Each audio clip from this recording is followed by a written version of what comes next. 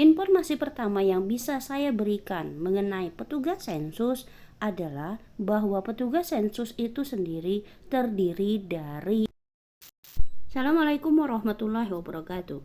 Halo sahabat Bunda Zaman Now, ketemu lagi dengan saya Nani di sini yang dalam kesempatan ini akan membahas yang namanya petugas sensus ada apa saja. Melihat antusiasme dari teman-teman PPL Reksosek 2022 terhadap kegiatan Reksosek 2022 dan antusiasme mereka terhadap kegiatan BPS selanjutnya, maka di sini saya berinisiatif untuk memberitahukan lebih lanjut mengenai petugas-petugas apa saja yang dibutuhkan dalam kegiatan sensus. Apalagi dalam waktu dekat akan diselenggarakan yang namanya sensus pertanian. Namanya sensus pertanian, yang dicari adalah petani. Maka kemungkinan besar wilayah-wilayah perkotaan yang tidak banyak petaninya, petugas sensus yang dibutuhkan tidak sebanyak di wilayah pedesaan yang sangat dominan dengan petani. Namun, apa yang saya sampaikan ini adalah sesuatu yang saya lihat pada kejadian sensus pertanian 2013 lalu dan sensus ekonomi 2016 lalu. Dan tidak serta-merta pada sensus pertanian 2023 nanti akan benar-benar seperti ini.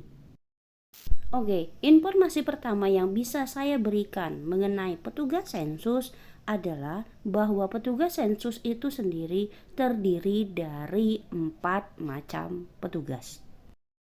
Kenapa ada 4 macam petugas? Karena kegiatan sensus adalah rangkaian kegiatan dari pengumpulan data di lapangan sampai pengolahan dokumen di kantor.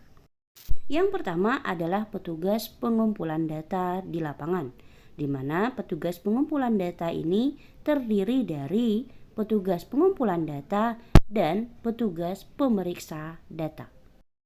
Hal ini kurang lebihnya sama seperti pekerjaan mereka pada kegiatan registrasi sosial ekonomi 2022 ini.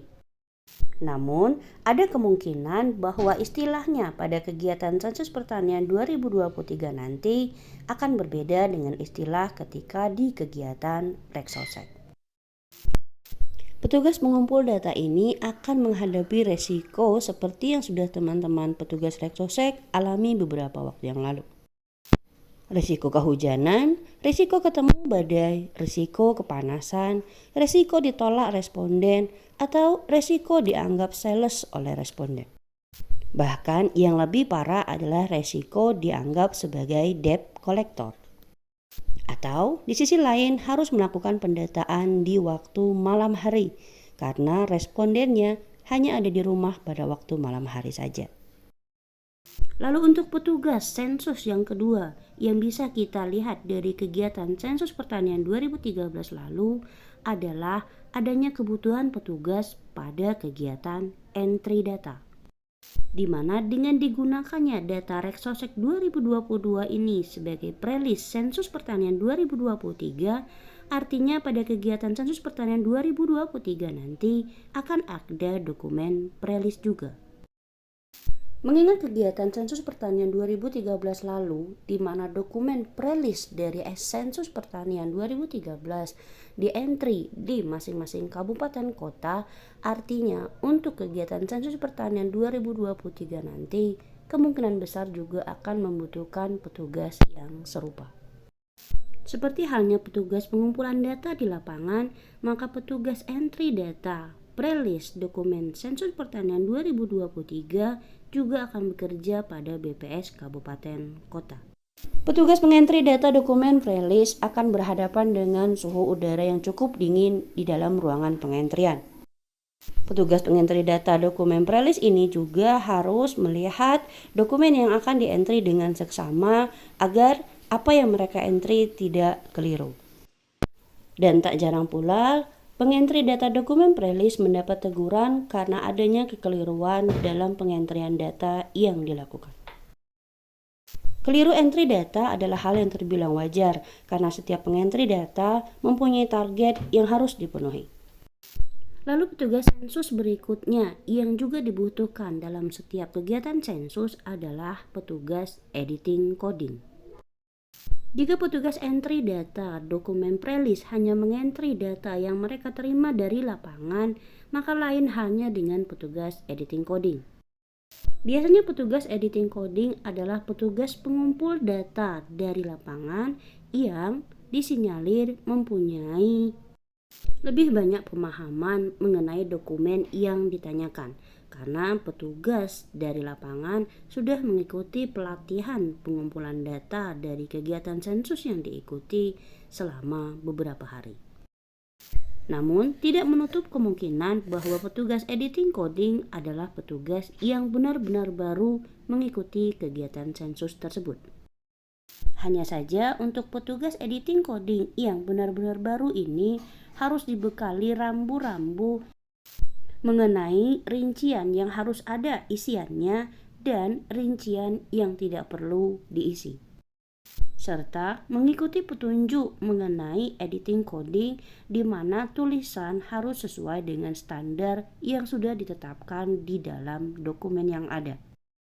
Petugas editing coding ini juga bekerja pada BPS Kabupaten Kota dengan melakukan editing coding pada kantor BPS langsung, tidak dibawa ke rumah. Dan yang terakhir adalah petugas validasi hasil scanan. Di antara 4 petugas sensus yang ada, hanya petugas validasi hasil scan yang bekerja pada BPS provinsi. Karena sampai saat ini alat scanan tersebut hanya ada di BPS provinsi. Jika petugas entry data dokumen prelis bekerja dengan menginput data dari lapangan, maka petugas validasi hasil scanan bekerja dengan melihat gambar hasil scanan dan mencocokkan data hasil scanan tersebut dengan aplikasi yang sudah terhubung. Lalu, jika ada hal yang diragukan, maka isian dari rincian tersebut akan ditanyakan kembali ke BPS Kabupaten Kota. Itulah 4 jenis petugas sensus yang dibutuhkan pada setiap kegiatan sensus. Oleh karena itu, buat teman-teman yang berniat melamar menjadi petugas sensus pertanian 2023, namun ternyata tidak memiliki kesempatan untuk menjadi bagian dari petugas pengumpulan data di lapangan, dapat mencoba peruntungan di petugas sensus lainnya, yaitu petugas entry data bagian dokumen prelis dan petugas editing coding. Atau jika teman-teman tinggal di wilayah provinsi, maka bisa juga mencoba peruntungan untuk menjadi petugas validasi hasil scanan. Namun yang perlu teman-teman ingat adalah bekerjalah sesuai dengan SOP yang ada. Untuk masalah honor atau masalah gaji tidak mungkin tidak dibayarkan selama teman-teman bekerja sesuai dengan standar yang sudah ditetapkan. Semoga informasi dari saya ini bermanfaat. Sampai ketemu di video berikutnya. Assalamualaikum warahmatullahi wabarakatuh.